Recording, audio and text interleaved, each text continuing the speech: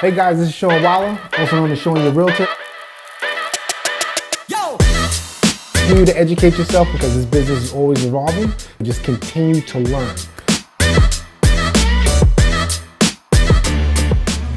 With it, talk to you guys later. Thank you for joining. Of course. Thank you for having me. Of course. So I'm gonna do a little introduction, right? I'm trying to still get a grasp of this thing.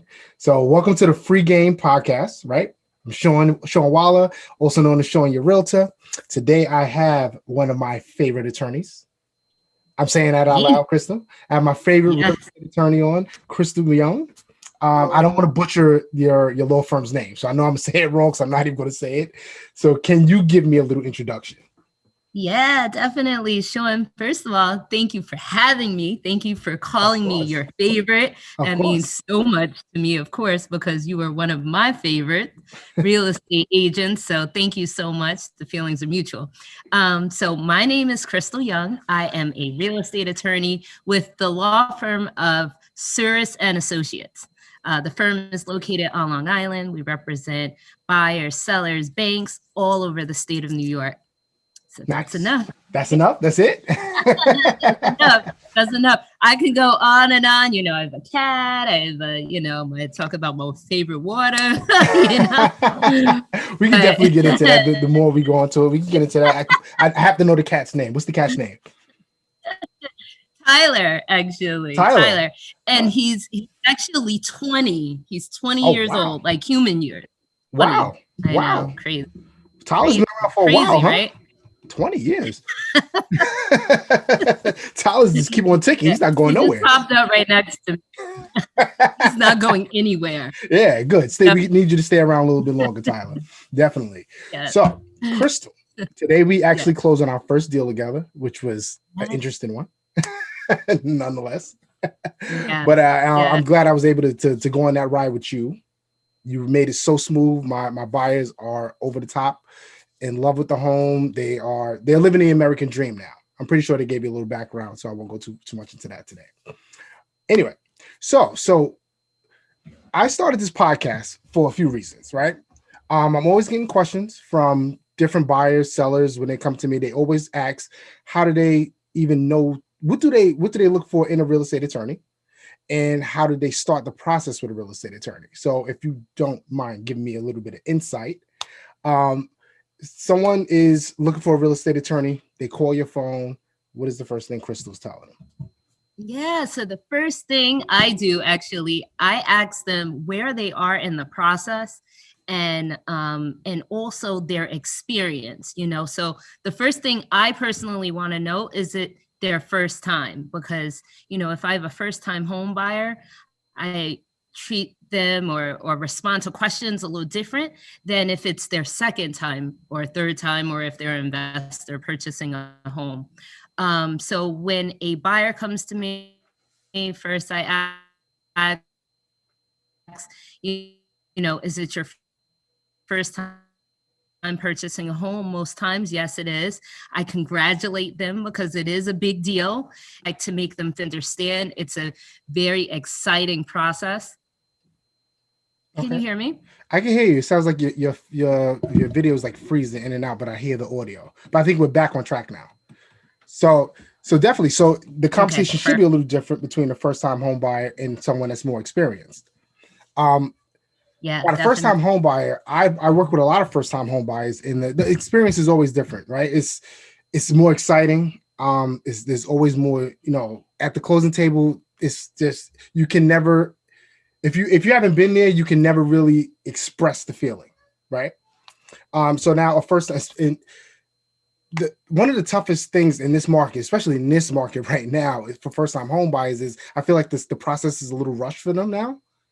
So they don't really get to take everything in at the beginning, but they kind of catch up at the end. So now, first-time home buyer, should someone call you prior to them getting accepted offer on a property? How does that process usually work with a first-time home buyer? Yeah, so I get buyers at different stages. So it really depends on who's making the introduction. A lot of times the agent will say, listen, I have a new buyer. The buyer doesn't have an attorney. We're at the beginning stages. We're waiting on a pre-approval, but I just want to make an introduction to all parties right from the start. I love when that happens because it really sets the tone. The client understands now that they have a team that's waiting for them, that's cheering them on. So oftentimes I will get a buyer before they've even gone out to look for a property. They'll give me a call, and that's my opportunity to, again, congratulate them, on the upcoming purchase, but then also to walk them through the process so they know what to expect. So for me, what they should expect is that one, I come in after the pre-approval is complete, they found a house, and the inspection's done. The seller's attorney prepares the contract. I review that contract, and then I'll reach out to the buyer and we'll go through that contract together. At that point, they'll have to write the down payment, sign the contract, and then the contract is sent over to the seller's attorney. The seller's attorney will meet with the seller will sign, and then they're locked into contract. So I really like to have those conversations just right at the start so they know what to expect and they know where, when, and what happens after their offer is indeed accepted. They understand that the next step is the inspection, and then that's when I come in. So sometimes I get the buyer reaches out to me after the offer is accepted. That's okay too, because then I walk them through the process. Okay, your offer was accepted. Did you do an inspection? And once that inspection's complete, the contract will be sent to myself. I explain how the contract's sent, so they understand just everything that's going to happen in the process. Yeah, definitely. And well, I'm glad that they're actually reaching out to you early, because I feel like it's kind of hard to get them to get to that step because a lot of first-time home buyers think, oh, I'll go out, I'll look for the home first, then I'll call the attorney, which in this market is like the wrong game plan to have. It's definitely the wrong game plan to have. But all real estate agents, all real estate attorneys aren't really created equal, right? So what sets you apart from most real estate agents?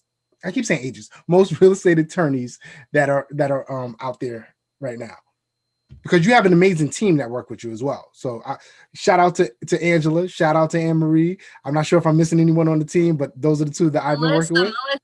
Oh, Melissa. Hi, Melissa. I haven't met you yet, but hi, Melissa.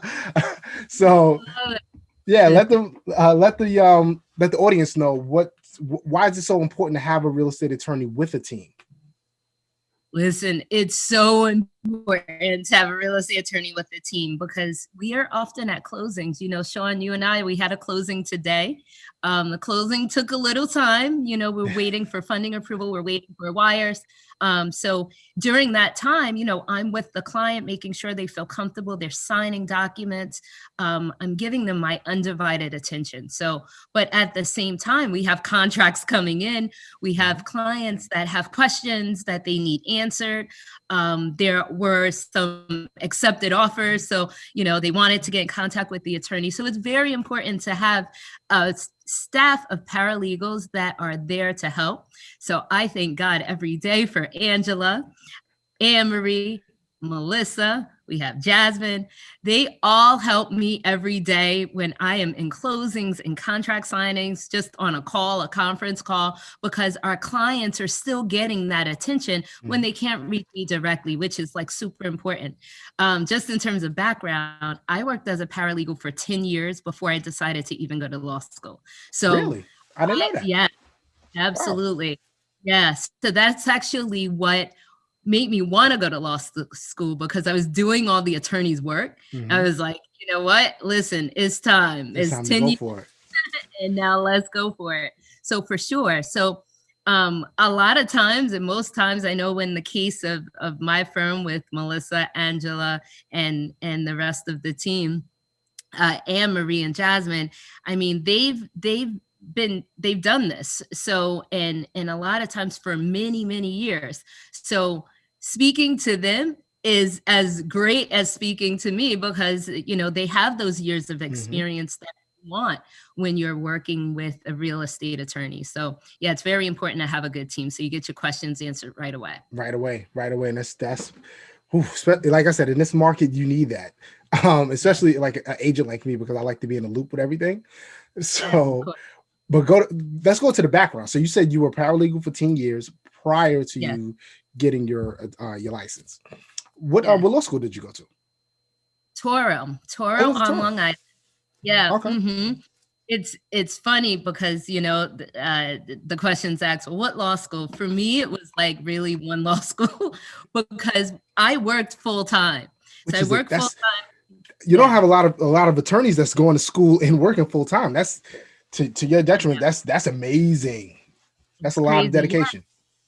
So I said to myself, I said, you know what? I'm working full time as a paralegal. You know, it's kind of like time to go to law school or do something, you know, more than what I'm doing. You know, I felt like I hit like a peak at the law firm I worked at. And, you know, I was like, I need something else. So I decided to go to law school, but I also had bills, you know, so I'm like, I still have to work. It's not like I could just quit and, you know, just go to school because again, going to school after 10 years, you know, you're an adult. This is like, you know, I was living on my own. So, you know, there wasn't. Tyler was probably still around. Tyler's been around for 20 years. So Tyler was around. Which is why I was studying for the bar to sit next to me. So yeah, no, it was good. But yeah, I went to school at night. So I worked full time. Wow. I went to school at night. Going to school at night, that the law school, it was a lot of adults, you know, it wasn't a lot of kids, not a lot of 20-year-olds. It was a lot of second careers. There were doctors, a lot of police officers, accountants, just a lot of people that had reached a peak in their career and they wanted something else. So the experience of going to school at night was like amazing. I loved it. I wouldn't trade it for the world. It was, and I honestly felt like at that point in my life, I was like ready for it. So it was like, you know, I worked full time. I went to school at night. I would study till whatever time of morning and then just do it all over again. But I was ready to do that. I don't know if I would have been ready to do that in my 20s. Yeah. So, and you were pretty much already doing it. So I'm not going to say it was easier. I'm definitely not going to say that, but you were more prepared. You already knew what the game plan was. Exactly. So yeah, that's so what got you into being a paralegal? How did you get to that step? Yeah. So crazy story, right? So after high school, I went away to school. I went to the University of Maryland at College Park. I went for 2 years and I came home and I started to work a retail job that summer. While working that retail job, I decided to, you know, it's like, you know what? There was a situation where I couldn't go back to school, you know, so it was like, all right, you know what? I'm going to stay in New York. I'm going to, you know, work and then I'll go to school at night. That was my game plan. So I got a job in a retail store that summer. With the retail store, I opened the store. I closed the store. I worked, you know, midday. I realized I was like, well, I can't go to school like this because my schedule is all over the place. So I need a full-time job. So there's something called, I mean, I'm probably showing my age, but there's something called the penny saver. I don't know if the penny saver still comes out. I don't know if the penny saver still comes out, but this was like a local flyer that, you know, just was like mailed to your house. And in the back, there were jobs, right? Like the class. And so I was working full time at this retail store, and I looked and I saw office job, you know, in my area. So I applied. It didn't say it was a law firm. It didn't say anything about the job. It was like, it was like a one-liner. Office work, and I think it said 9 to 5. And for me, that 9 to 5 was like, that's all I needed to hear, because I was like, I need a job where I'm not open and closing my schedule all over the place, because I want to go back to school. So I applied for the job. It literally was like, fax your resume. I happen to have a fax machine in my house. I faxed my resume, like, so old, definitely telling my age right now. So I faxed my resume over. They called me like the next day, can you come? And they gave me the address. The address of the place was right across the street from my retail job. So I didn't even know, like, so in the classified, it was just like the fax number and just like office work. So it didn't say it was a law firm, didn't provide an address. It said it was, you knew because it was in the local penny saver that it was local. That was local, yeah. But you didn't happen to be across the street. Crazy story. Wow. So now, and I find out it's a law firm. I go, I interview, I get hired on the spot to be a bookkeeper's assistant in a law firm.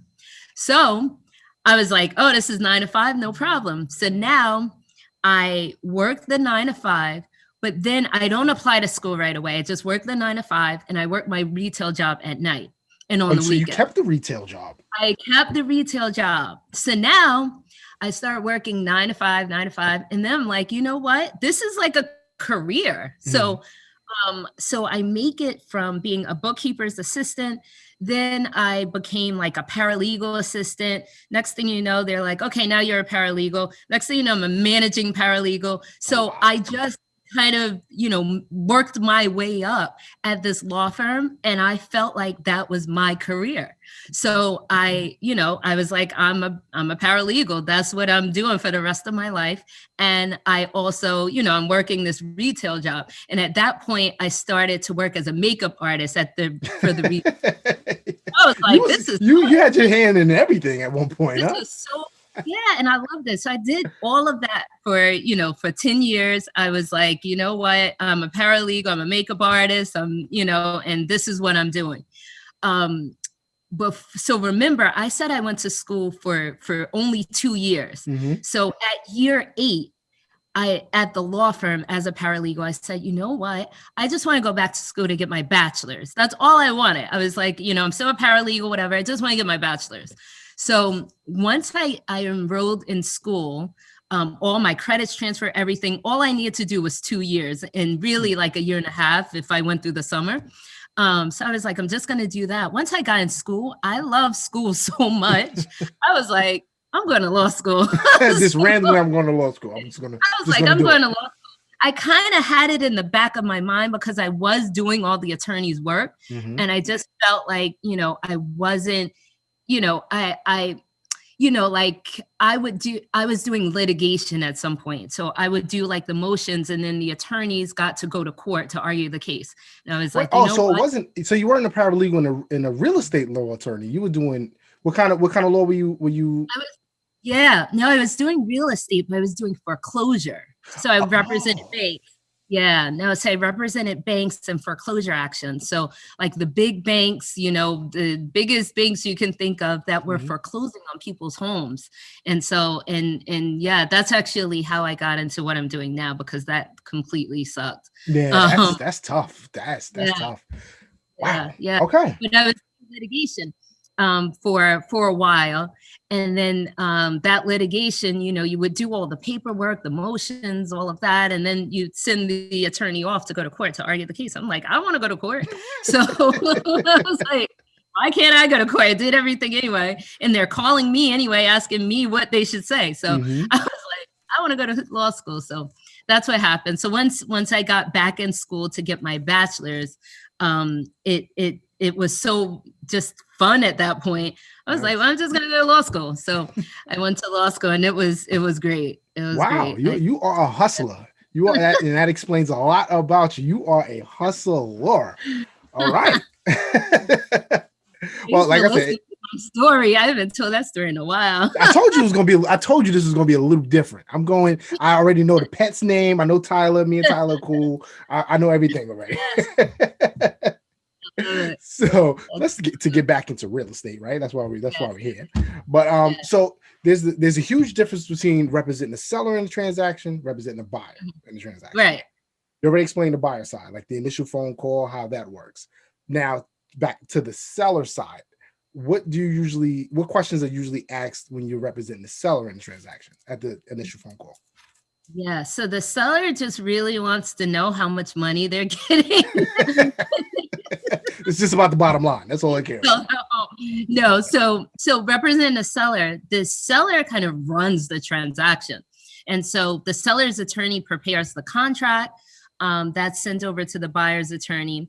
And the seller really, I mean, once they're in contract, they can really kind of sit back, pack, you know, kind of, you know, get their lives in order, figure out where they're moving, you know, at that point, because the buyer has to, you know, a lot of times they're taking a mortgage. So the buyer's applying for a mortgage. The buyer is, you know, buyer's attorney orders the title report and ensuring that, you know, title is clear. So the buyer has a little bit more to do on their end. So the seller, you know, they enter into contract, and then what they want to do is order their payoff. So if there's a mortgage on the property, they'll have to order a payoff. So when you're selling a property, it's important to know the things that you're responsible for. And so you're responsible for, of course, clearing any title exceptions. So there could be things such as, you know, maybe your fence is within your property line. So those things can come up on the title report on the survey. So maybe you have to, right. So maybe you have to get a affidavit from a neighbor just indicating that, you know, hey, I won't claim rights to that portion of the property that, you know, where the fence is incorrectly located. Maybe you'll have to work with a prior mortgage. Maybe you refinanced and a mortgage was paid off, but the mortgage is still showing of record. If it's still on record, you may have to call that prior mortgage company and get, you know, a satisfaction of mortgage. So on the seller's end, if there are no title issues, you kind of just order a payoff letter and then you wait until the buyer's approved for a mortgage and title's clear. But again, if there are some title issues, then those title issues have to be cleared by the seller. Now the payoff is ordered as soon as the contract is fully executed. That's how quick it's ordered. Ideally, it is. So you have an idea of how much money is coming back to you. So I like to tell the seller when we sign the contract, hey, just order a payoff letter good through as far out as the bank will allow, which is usually about 30 days. I'll tell them to order a payoff. So at least we know. Sellers also, in addition to paying off that mortgage, they have to pay New York State transfer tax. And if the property is located in one of the 5 boroughs in New York City, they also pay New York City transfer tax. So you take into account the fact that they have a mortgage to pay off. They have New York State and New York City transfer tax. They have real estate commissions to pay, an attorney fee, and some title closer fees called pickup fees. Those are all the fees associated with selling your home. So we like to get all those numbers together so the seller has an idea of how much they're netting at the closing. So on the seller's end, that's really what we're working on while we're waiting for the bank to approve the buyer's mortgage. Yeah. And you know what's really interesting? Most people don't realize that you have to order title for the buyer and the seller are both ordering title, and a lot of people don't realize that going into the deal. Now title always has to be clear. So title always should be clear. There should be no violations on the title, nothing of that sort. So the buyer's attorney orders the title report, but in terms of clearing title, both the seller and the buyer are working to ensure that title's cleared. So the title is ordered only by the buyer because the buyer ultimately is getting title insurance. Yeah, that's what I meant. I'm sorry. Yeah, no, you're great. Amazing. Yeah. The buyer and the seller, they're both working with the title company, but it's the buyer's title company that the seller is working with. Yeah. And title could be interesting. I had a transaction maybe a year and a half ago. A lady was selling her home. She was moving to Memphis, and her ex-husband was still on the title, but they were divorced for like 20 years. So that had to find him in wherever he was at. He had to get an affidavit, sign it. It was a mess, and it was a total mess. And they were not on the best of terms. So that conversation was very interesting. Yeah, there are things that come up like that. and you just have to kind of deal with them. You want to sell the property, so sometimes you get a little pushback. Why do I have to call? Like, I'm sure in that case, what do you mean we've been divorced for 25 you heard all years? the business, all the Why business. yeah, exactly. Why do I have to call? Why is that my job? So, and it's fine. You want to sell your house, you'll get it done. And they always, you always get it done. So it's good. It's good. But yeah, some strange things come up on title sometime. And it could be like a confusion with, if you have a common name, that could come up as well. I've noticed that if you have a real common, like a I don't know, I don't want to say anyone's name, but Gary Smith. Gary Smith. And there's 50 Gary Smiths in the town of East Meadow. You have to figure out, go down the line and check off the boxes. Yeah, that's the truth, because the title company just runs what's called a name search. And so if you have a common name, your title report may be, 100 pages because it's the common name. They're running a name search. So most judgments, or pretty much every judgment, is attached to a property. So what we do, we contact the client and say, hey, Mary or Gary Smith, have you ever lived at X address? If they say no, then at closing, you just sign an affidavit saying these 100 judgments are not me because I never lived at all these addresses Gary Smith's judgments are associated with. Have you ever had a situation where the person said it wasn't them and it actually was? Yes. Oh, of course. Now, how was something like that handled? What's so crazy? So like when we talk about a seller, the seller, it's easy to pretty much know if it is them or not, right? Because the judgment is attached to the property that they're selling. And so it's them because they're selling that property and the judgment's attached to the property. But I had a couple of situations where they said, oh, it's not me. But when we get to the closing, the title closer has their ID, their driver's license. And the driver's license is not the same address that they're selling. It's a prior address, which is fine. But they said that they didn't live at that address, but the title closer called. Yeah. And so that's happened a couple of times. That's it. It's like, they're like, well, this isn't the same, this isn't the address that we're selling, but I get it. But you said it's not you and it's clearly you. I mean, get a new updated driver's get an updated ID if you're going to do that. That should be the first sign to look into your wallet. I have to change. I'm changing this before we close.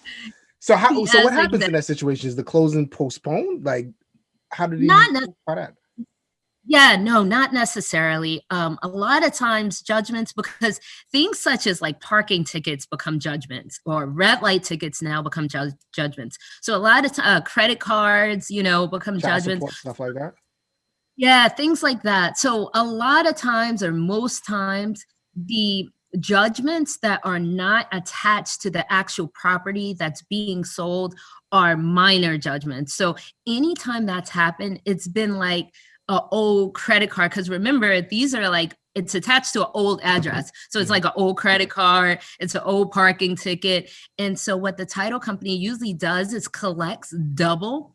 So the title bill will just go up. So say, it's for $300, the title company will collect $600 just until either you pay it off. They'll give you like 30 days to pay it off. Either you pay it off as the seller after the closing, or the title company will get a payoff and just pay it off and then return the balance to you. Because maybe it was originally $300 and now because of interest, it's $400 and you get your remaining $200 back.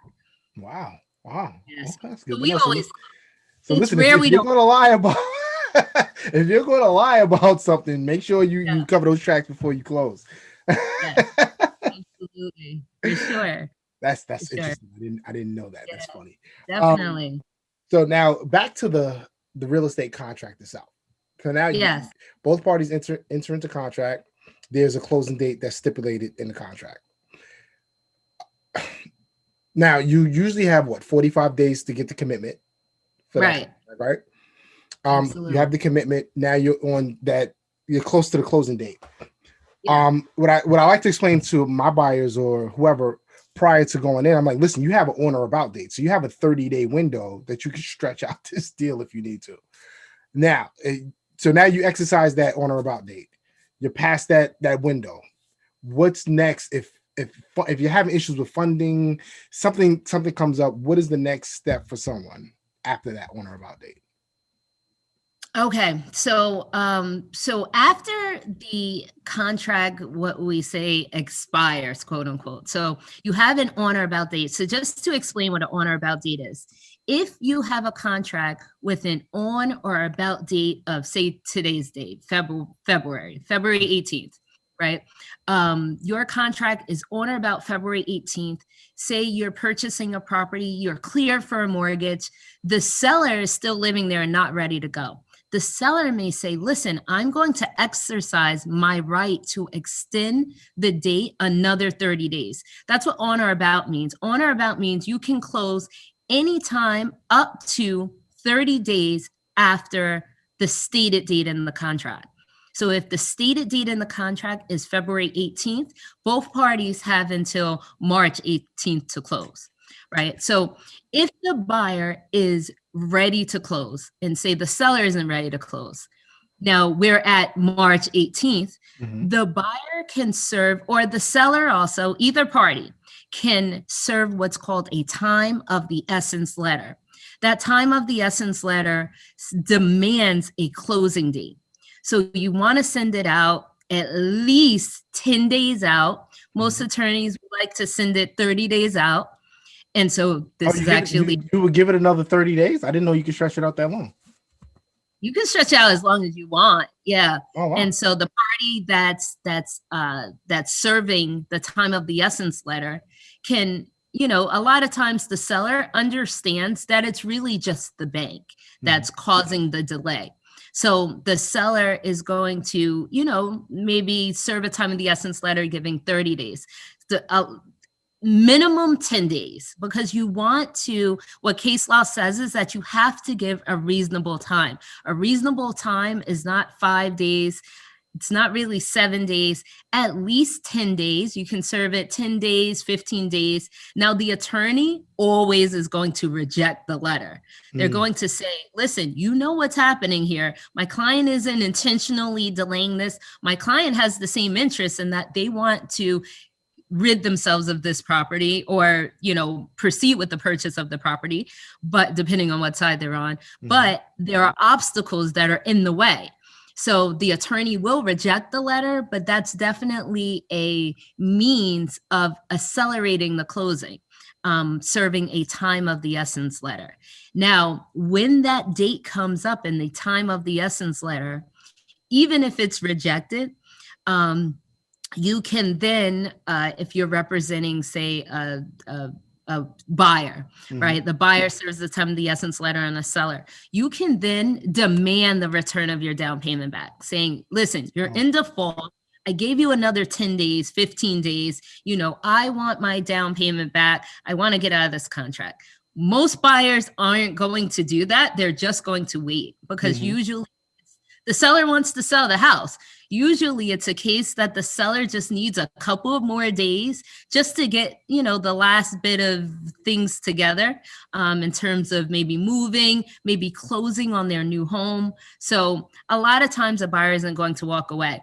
And then if a seller serves a time of the essence letter on a buyer, sometimes that actually helps the mortgage company. That pushes the mortgage company. Yeah, definitely. Yeah, exactly. Actually push the loan to clear it to close. So the time of the essence letters really kind of work wonders in that if we do get to a point where the contract is essentially expired or stale, that's going to push one side to kind of wake up and get this file closed. That's nice. Yeah. So what will happen on the buyer side? So say the buyer issued a time of the essence letter to the seller. For some reason, they're just prolonging. I've seen situations where at the end of when closing's supposed to happen, now they get emotionally attached to the house again.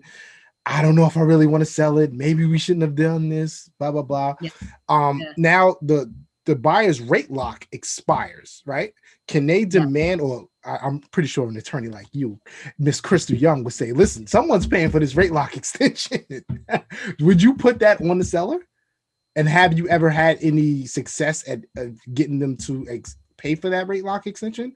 Or is that usually just like, all right, I don't want to pay. I'm not going to pay for this extension. I'm just going to sell the house now.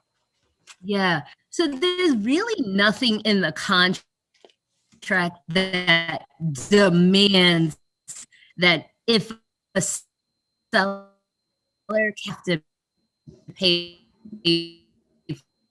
seller's just like, listen, I'm selling bank, and you decide to, to get in a situation where you have to extend your rate lock, then we're not responsible for that. That's usually the position the seller holds. But a lot of times, I mean, the sellers, if they're kind of good people, what I'd say, they understand, especially if they're the ones that are kind of holding it up, they'll understand that, listen, the right thing to do is to pay maybe $1,000 towards the buyer's rate lock. Are they obligated to? No. But I've seen, a good number of times where they said, listen, we feel bad. We wanted to close. We thought we were going to close by now, but circumstances have gotten in the way. We feel bad. So yeah, you know what? We are going to give you $1,000, but there's nothing usually contractually that requires that. So it's just basically, if that person's a genuinely good person, he'll do it. Basically. If they have a good heart. Yeah. I've had situations where the seller was ready to sell. I was representing the seller, was ready to sell, and they were moving to North Carolina, and day of closing came, and they're like, well, we're not leaving yet. We want to stay an additional week. We're going to close today, but we want to stay an additional week. And everybody's like, what are you talking about? Well, we didn't pack anything. The moving truck is not coming until 5 days out. And they were actually giving pushback as far as giving, paying per day, because that's what usually happened in that situation, right? You would tell them, you're basically going to be paying me rent for the next 7 days. It's just so many crazy scenarios. Yeah, definitely. So we don't call it rent, because rent is something that's paid when there's a landlord-tenant relationship, and you're not a landlord. You're just allowing pretty much a guest to stay in your home at that point. So there is a provision in a New York State contract it's called a postpossession clause. What it says is that a seller is allowed up to 5 to 7 days to remain in the property, but they have to pay your mortgage per diem. And so your mortgage, because you start paying your mortgage, whether you know it or not, from the day you close, the mortgage interest. Something that comes right out of your loan. And so what the seller would essentially have to do is pay that prorated daily per diem, like that monetary value. It's maybe $50, whether it's $90, whatever it is. So they're paying that for each day. Yes, sometimes sellers will say, listen, I will close, and remain in the property, but I don't want to pay you your mortgage per diem interest for, that daily rate. At that point, the buyer can decide, how important is it for them to close, because that's something we have to consider too. Do you want your rate lock to expire and you have to then pay rate lock extension fees? Or do you want to close now before your rate lock expires and allow the seller, 3 or 5 days to remain in the property? Now, do you hold money in escrow? Would that be another thing that you hold money in escrow for? Of course. Yeah, you hold money in escrow, because what you're going to do if the seller decides to remain in the property, you're going to do what's called a walkthrough on the morning of closing. But then you're doing a walkthrough, you're testing plumbing, heating, electrical, but you can't then say that the house is vacant and broom swept because the seller's remaining in the property.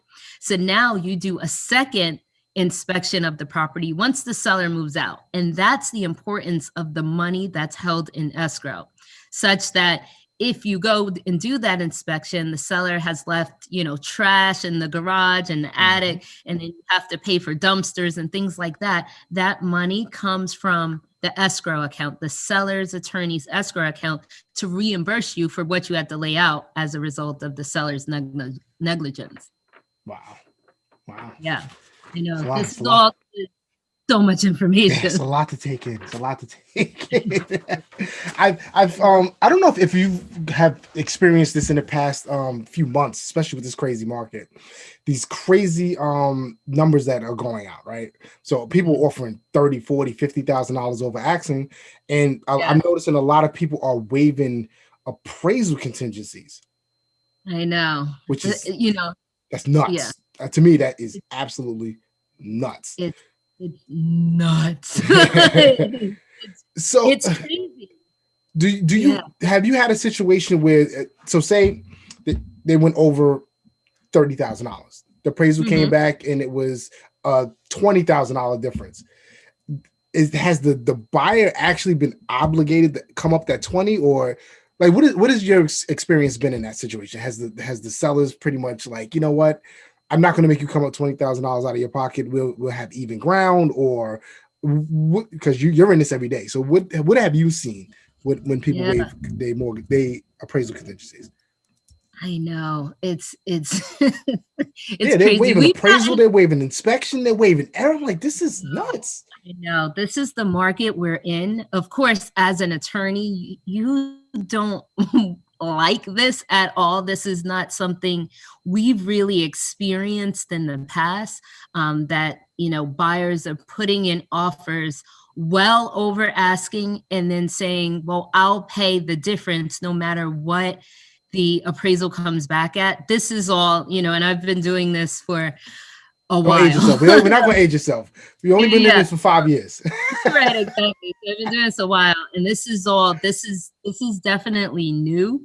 And so I don't like it, but as an attorney, because, you're putting, the buyer's putting themselves in a situation where no matter what it appraises for, you still have to move forward. And if you don't move forward, then you're going to lose your down payment. And so, and a lot of times the down payment is so significant that it's, it would not even make an attorney feel comfortable agreeing to that, on behalf of their clients. But, buyers are, that's what they want to do. And our role as a attorney is not really to force a client to go one way or another.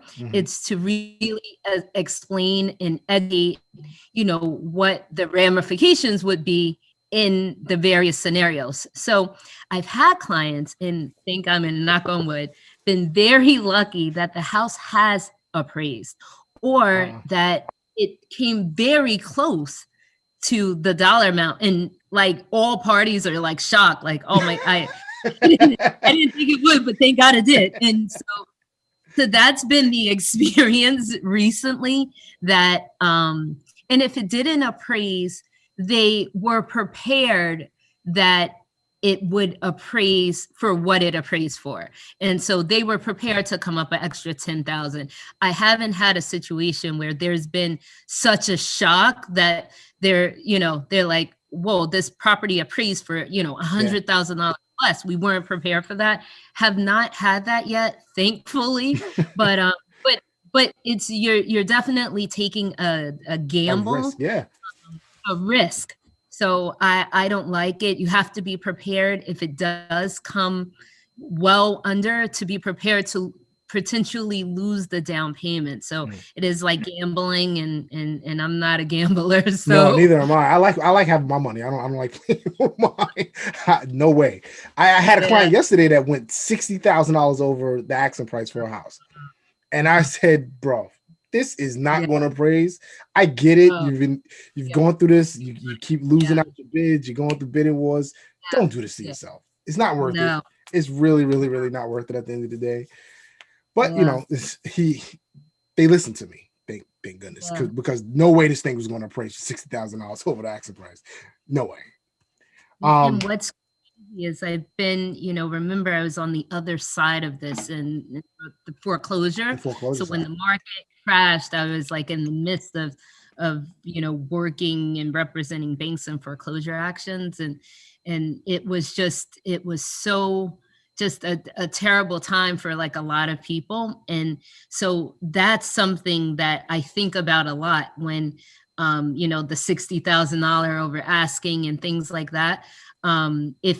Even if you can afford $60,000 over asking, and it appraises for $60,000 under, do you want to be that much underwater, let's say? Yeah.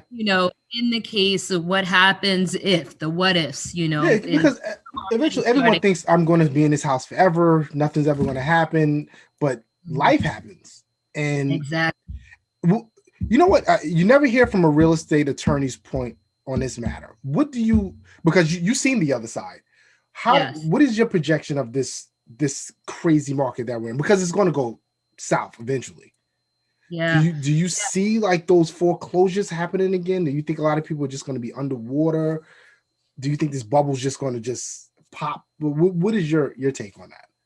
Yeah. And so I've spoken to a lot of attorneys just to kind of see, what their take on it is as well. And I think a lot of us feel that, and I can't talk for everyone, but we feel that there may be, sort of what happened, but not to that extent, because of, in 2000, what was it, 2006, 2007. Mm-hmm. Right, exactly. During that time, what happened is that a lot of our buyers were taking adjustable rate loans, and then those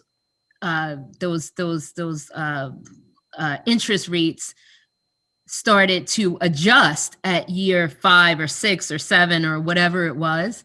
And then they couldn't afford their mortgage. And so that's kind of what happened. And also, banks anyone could get a loan at that time. Mm-hmm. Like you didn't even really have to show income. And so that's why that mortgage crisis happened at that time. Now we're talking about maybe putting in offers, well over asking and all. So it's different. Mm-hmm. The interest rates are so low, they're fixed. It's, is it going to be that kind of like, we're not really in that wild west in the sense that we were then. Mm-hmm.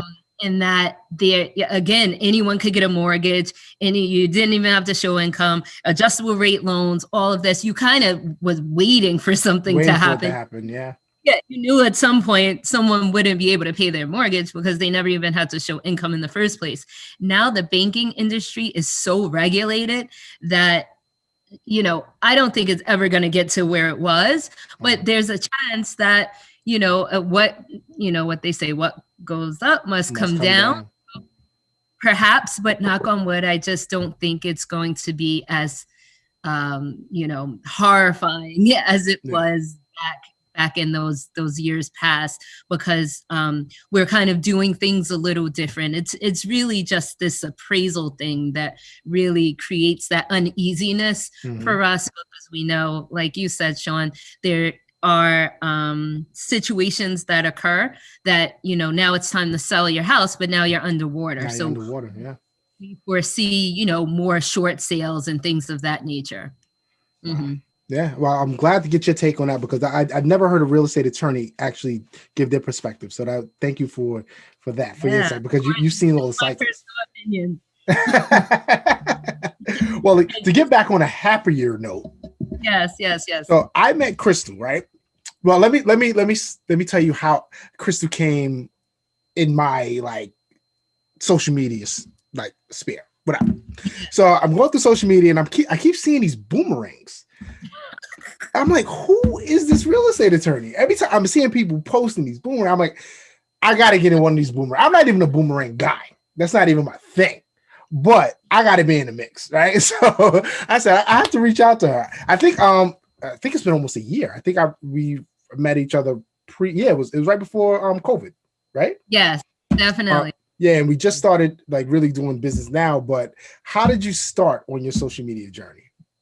Yeah, so the social media journey, I mean, for a real estate attorney or any attorney, we're we're told not to advertise or do any, so you have, there's all these rules and regulations as an attorney. It's so not to advertise at all? Not at all. I mean, not advertise at all, but yeah. It's just it's regulated. So the things you have to say and the things you have to post. So at first, I always wanted to post, pictures of the clients. I always took pictures with the clients. But I never did because I was like, well, I got to find out what the rules and regulations and, and just in posting, and do I have to get a consent sign form and, and all of that. But then over time, I would take the picture, and sometimes the clients would post the picture and like tag me, and then maybe I repost them, whatever. And I was like, you know what?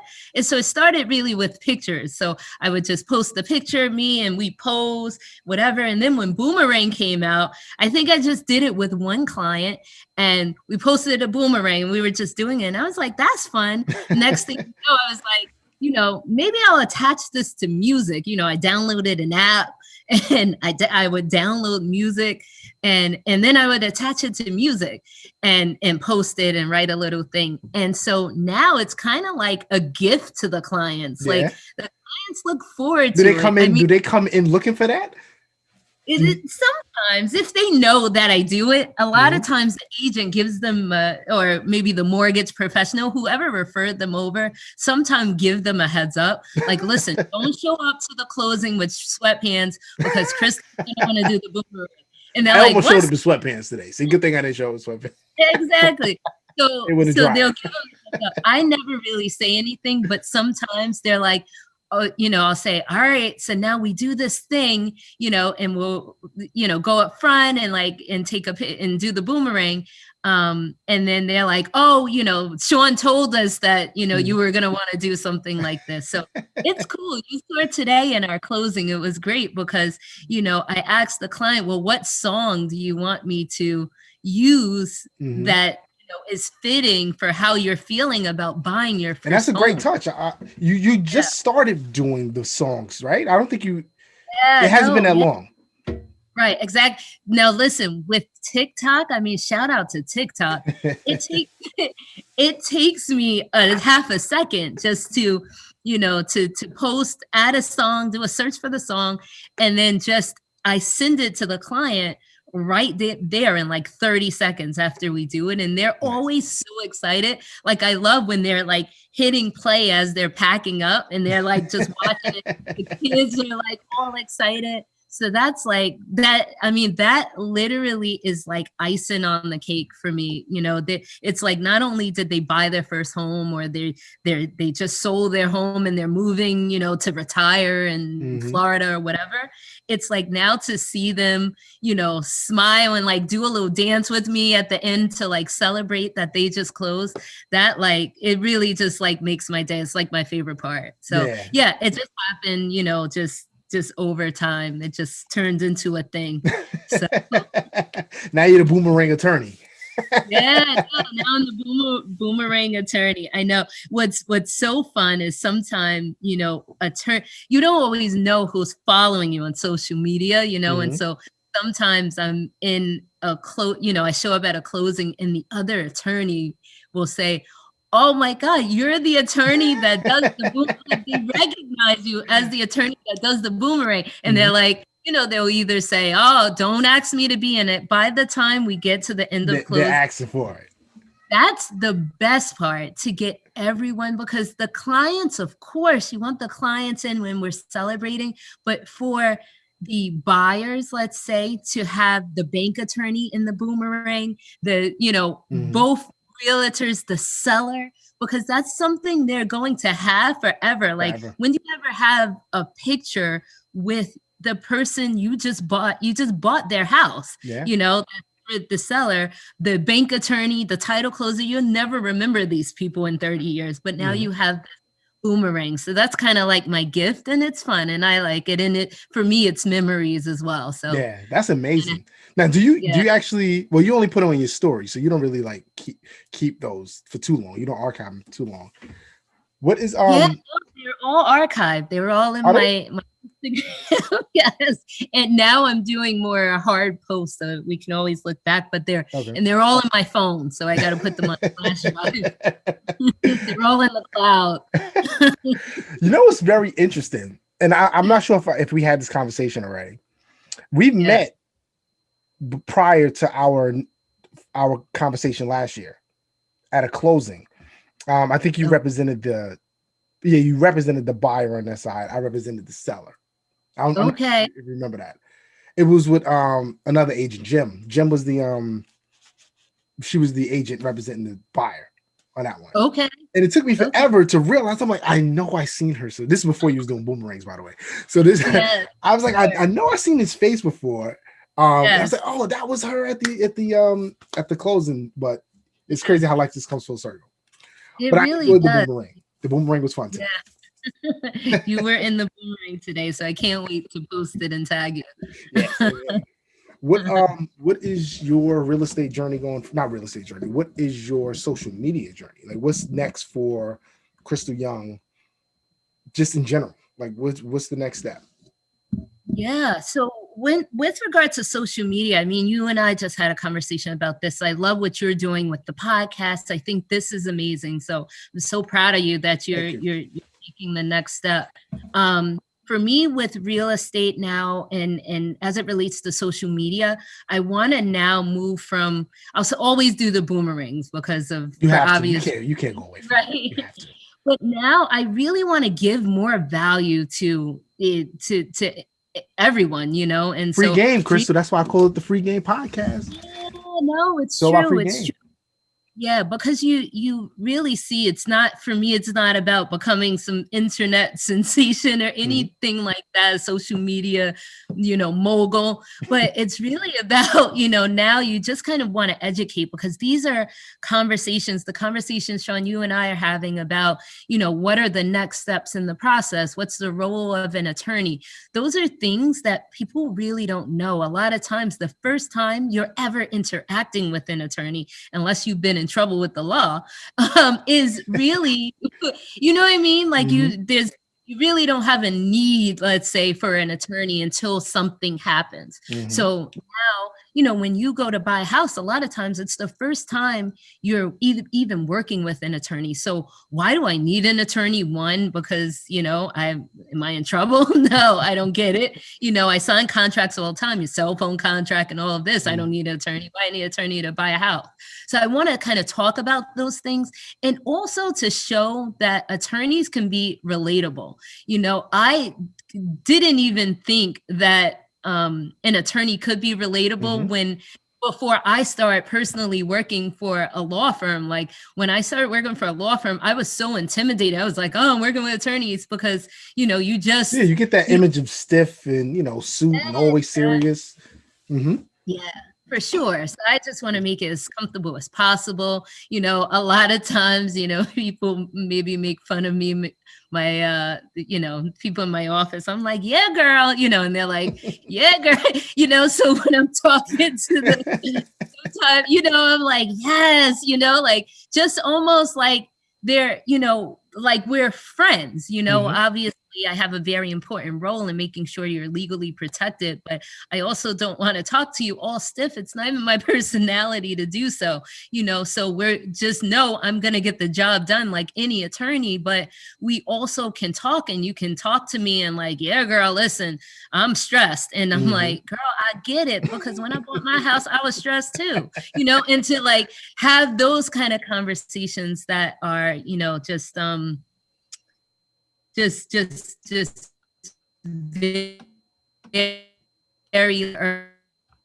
so I want to show more of that on my social media too, that That's it cool. Doesn't have intimidating working with it. That's where I'm going with it.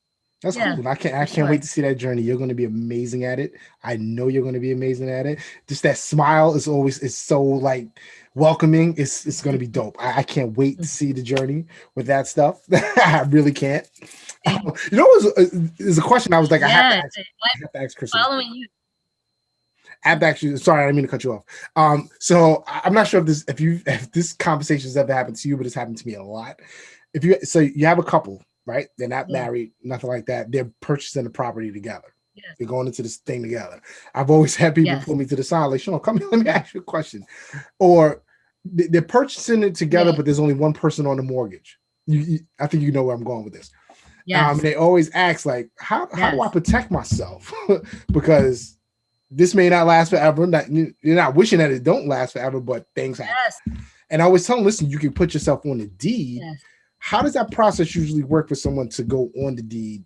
Like, when do they do it? Like, how are those steps usually taken? Yeah. So ideally, the person that's on the mortgage is supposed to be on the deed. So, but the person that's on the note, so you can have one person on the note and two people on the mortgage. The mortgage is the security in the property. So when we say mortgage, we think of that's the person that owes the debt. That's the person that's on the note. The person that's on the note owes the debt. The persons that are on the mortgage are the persons that are really supposed to be the owners of the property. So the mortgage and the deed are supposed to match. Now, how do you protect yourself? We have, two buyers, not married. You definitely both, if you're contributing to this property financially, maybe, a portion of the down payment comes from, both parties, then you both definitely want to be on the deed. If for whatever reason you can't be on the mortgage and the deed, you want to enter into a separate agreement that says that, listen, I've contributed this amount towards this purchase of this house. And, obviously I want to recover that amount in the case of a breakup. When does that happen? When is that document signed? That needs to be signed as soon as that money leaves one account to go to the next. Before that money leaves one account to go to the next. But ideally for us attorneys, we like to see that any party that has interest in that property is on the mortgage and the deed. They don't have to be on the note because maybe their credit or whatever. They could be a contributing borrower. And so that person would be on the mortgage and the deed. So now in the case that the house was to be sold because of, a relationship that has now fallen apart, then now both parties will recover. Now 50-50. Now, if the agreement isn't a 50-50 split, then the deed should be generated in the way that it's 1%, 99%, 49%, 51%. And so percentages, I know. That's just petty. That's petty. I know. It's crazy. It's crazy. But it's done. I mean, most times it's 99%, 1%. In the case that because sometimes we have a case where you're using someone's just their income because you can't qualify on your own, but really it's just your property. So you're using their income. In that case, it's like 1% for the person using their income and then 99% for the person's actually going to be responsible. But again, the case of a boyfriend-girlfriend relationship, you want to enter into some sort of an agreement, or both parties should absolutely be on that deed with percentages attached to it or not. If percentages aren't attached to it, then it's deemed 50-50, and that's how the proceeds will be split at the end of the day. Yeah, listen, I know that's Bay. I know you're in Love is Lame and all that now, but you better get attached to something because I've seen it. I know Crystal's probably seen it. It goes south and it gets ugly. It gets really terrible. Yeah. It's true. I know. Yeah,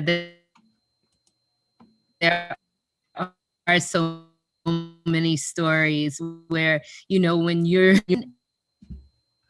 don't always consider And so, you know, they're very important because you never know what will happen in the future. Definitely. All right, Miss Crystal Young, I think that's all the questions I have for you. Awesome. I appreciate your time. This was amazing. Definitely.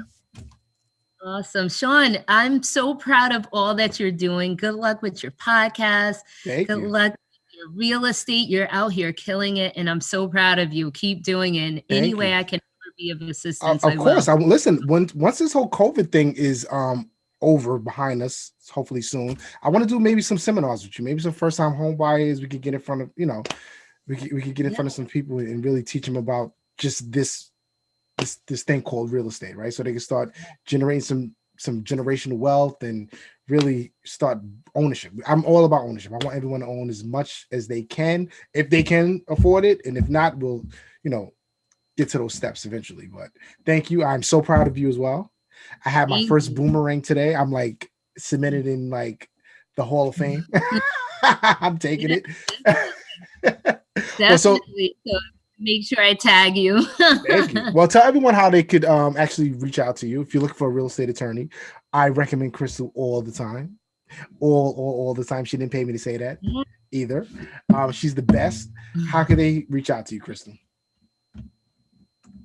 Yeah, no, that's awesome, Sean. Thank you so much. So you can find me on social media outlets. I'm Crystal Young, but my Instagram is at crystal.younglaw.